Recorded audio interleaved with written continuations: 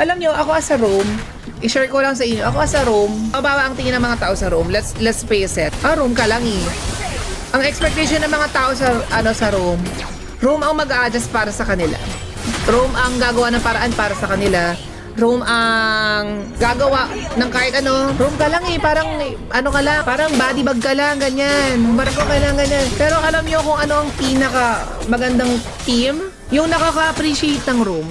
Yung sila mismo yung mag-a-adjust sa room.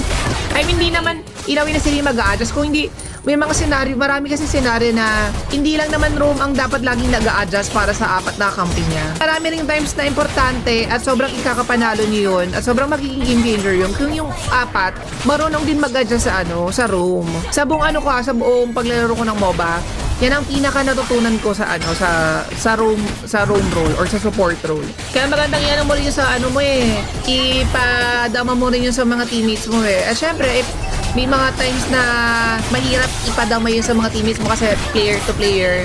I mean, dyan papasok yung magandang management, tamang coach, ganon.